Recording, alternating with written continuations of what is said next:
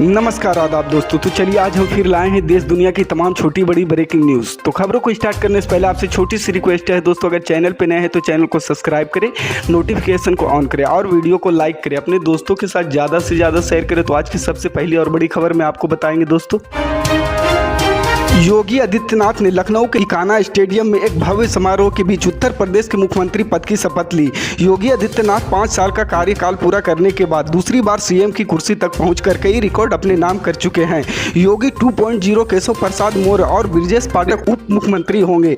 काफी मंथन के बाद ब्रजेश पाठक के नाम पर सहमति बनी। योगी आदित्यनाथ सरकार के पहले कार्यकाल में केशव प्रसाद मौर्य के साथ दिनेश शर्मा डिप्टी सीएम बनाए गए थे। योगी सरकार के पहले कार्यकाल में मंत्री रहे कई बड़े चेहरे इस कैबिनेट में जगह पाने में नाकाम रहे हैं। योगी आदित्यनाथ ने लखनऊ के इकाना स्टेडियम में एक भव्य समारोह के बीच उत्तर प्रदेश के मुख्यमंत्री पद की शपथ ली। योगी आदित्यनाथ 5 साल का कार्यकाल पूरा करने के बाद दूसरी बार सीएम की कुर्सी तक पहुंचकर कई रिकॉर्ड अपने नाम कर चुके हैं। योगी 2.0 के केशव प्रसाद मौर्य और ब्रजेश पाठक मुख्यमंत्री होंगे। काफी मंथन के बाद ब्रजेश पाठक के नाम पर सहमति बनी। योगी आदित्यनाथ सरकार के पहले कार्यकाल में केशव प्रसाद मौर्य के साथ दिनेश शर्मा डिप्टी सीएम बनाए गए थे। योगी सरकार के पहले कार्यकाल में मंत्री रहे कई बड़े चेहरे इस कैबिनेट में जगह पाने में नाकाम रहे हैं। काफी देर तक नामों को लेकर संयम बना हुआ था और यह तय नहीं हो पा रहा था कि किसको कैबिनेट में जगह मिलेगी और किसकी कैबिनेट से छुट्टी होगी। योगी सरकार 2.0 में सबसे बड़ा पहला डिप्टी सीएम की कुर्सी को लेकर देखने को मिला, जहां पहले कार्यकाल में कानून मंत्री ब्रजेश पाठक को डिप्टी सीएम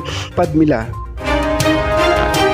उत्तर प्रदेश विधानसभा चुनाव में बीजेपी के प्रचंड जीत के बाद यूपी में एक बार फिर से योगी आदित्यनाथ सरकार का गठन होने जा रहा है। वहीं चुनाव में मिली हार के बाद विपक्षी दल 2024 के लोकसभा चुनाव में बीजेपी को घेरने की तैयारी कर रहे हैं। वहीं समाजवादी पार्टी के हार को लेकर पार्टी में मंथन चल रहा है। इसी बीच आरएलडी प्रमुख अखिलेश यादव के सहयोगी नेता जयंत चौधरी से सपा की हार का कारण पूछा गया। दरअसल जयंत चौधरी आज तक न्यूज चैनल से बात कर रहे थे। उन्होंने एमएलसी चुनाव पर बात करते हुए कहा कि हमारे पास अब बहुत कम वक्त बचा है, इसमें हमें कोशिश कर रहे हैं कि हमारे ज़्यादा से ज़्यादा प्रत्याशी चुने जाए जिससे हमारा गठबंधन मजबूत हो जाए। कुछ आरएलडी और सपा प्रत्याशी के पर्चे वापस लिए जाने पर जयंत ने बीजेपी पर निशाना साधते हुए कहा कि इनके अनैतिक दबाव के कारण कुछ लोग ऐसे कर रहे हैं। इस बार जयंत चौधरी ने कहा कि हमें हार मिली है लेकिन उसके बाद भी हम मुस्कुरा रहे हैं। हमारे विधायक की जिम्मेदारी है कि हम अपने क्षेत्र में बेहतर से बेहतर काम करें। वोट प्रतिशत का जिक्र कर आरएलडी प्रमुख ने कहा कि इस बार के चुनाव में गठबंधन के साथ हमारा वोट प्रतिशत भी बढ़ा है। इसके साथ ही उन्होंने कहा कि जहां हम नहीं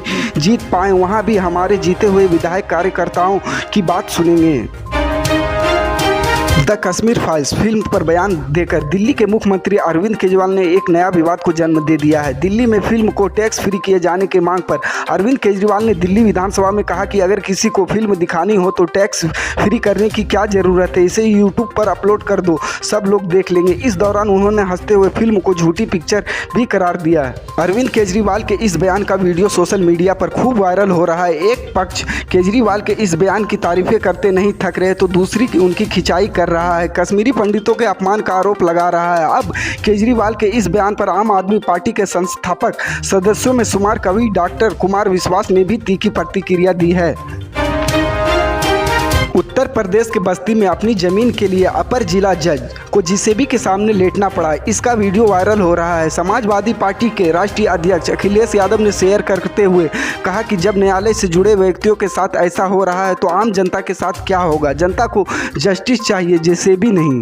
दरअसल बस्ती जिले के हरैया थाना क्षेत्र के छपिया शुक्ला गाँव में नहर खुदाई के दौरान जेसीबी के सामने न्यायिक अधिकारी मनोज शुक्ला का हाई वोल्टेज ड्रामा सामने आया। न्यायिक अधिकारी नहर खुदाई कर रही जेसीबी के आगे लेट गए। घंटों तक ड्रामा चलता रहा। न्यायिक अधिकारी वर्तमान में जिला सुल्तानपुर में एडीजे फर्स्ट के पद पर तैनात हैं। न्यायिक अधिकारी मनोज शुक्ला पूरी रात जिला प्रशासन की टीम के सामने बिना खाए पिए पड़े रहे। जिला प्रशासन की मिन्नत के बाद भी न्यायिक अधिकारी नहीं पसीजे और अपने जीत पर अड़े रहे। इस नहर के हुए निर्माण को एडीजे के भतीजे द्वारा गिराया गया था और जिले के जिलेदार द्वारा तहरीर पर एक एफआईआर भी दर्ज की गई थी। राज्यसभा में बीरभूम में हुए नरसंहार पर बोलते हुए भाजपा सांसद रूपा गांगुली के आंसू छलक उठे। रूपा ने कहा कि हम पश्चिम बंगाल में राष्ट्रपति शासन की मांग करते हैं, वहां सामूहिक हत्याएं हो रही है, लोग वहां से भाग रहे हैं बंगाल अब रहने लायक नहीं है। राज्यसभा में बीरभूम में हुए नरसंहार पर बोलते हुए भाजपा सांसद रूपा गांगुली के आंसू छलक उठे। रूपा ने कहा कि हम पश्चिम बंगाल में राष्ट्रपति शासन की मांग करते हैं।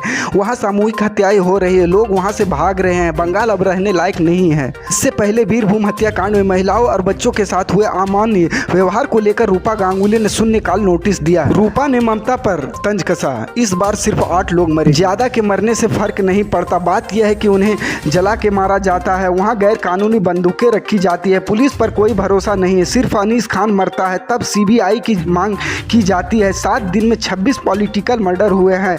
ऑटोप्सी रिपोर्ट में कहा गया है कि पहले उनके हाथ पैर तोड़े, फिर कमरे में बंद कर मार कर जला दिया गया। इस सिलसिले में एक सवाल का जवाब देते हुए सिद्धार्थ मैया ने सत्तारूढ़ भाजपा पर हमला बोलते हुए कहा कि वह वोटों की ध्रुवीकरण में शामिल है। उन्होंने कहा कि हिजाब विवाद और गिरजाघरों पर हमले इसी के मकसद से किए गए थे। उन्होंने कहा व्यापार मुक्त है और व्यापार करने भी मौलिक अधिकार है। भाजपा नफरत की राजनीति कर रही है। उन्होंने कहा कि हमें इंसानों का सम्मान करना है। जब बारिश हो रही हो तो आप किसी मुस्लिम या ईसाई को पेड़ के आश्रय से दूसरी जगह नहीं भेज सकते। जब आप बीमार पड़ते हैं और ऑपरेशन किया जाता है तो जाति और धर्म से परे खून लिया जाता है। उन्होंने कहा कि सत्तारूढ़ भाजपा सोचती है कि वो इन मुद्दों के साथ कांग्रेस को घेर रहे हैं, लेकिन वे नहीं जानते खुद को घेर रहे हैं। उन्होंने कहा कि हिजाब संकट और मुस्लिम व्यापारियों पर प्रतिबंध के पीछे भाजपा वे लोगों को उकसा रहे हैं।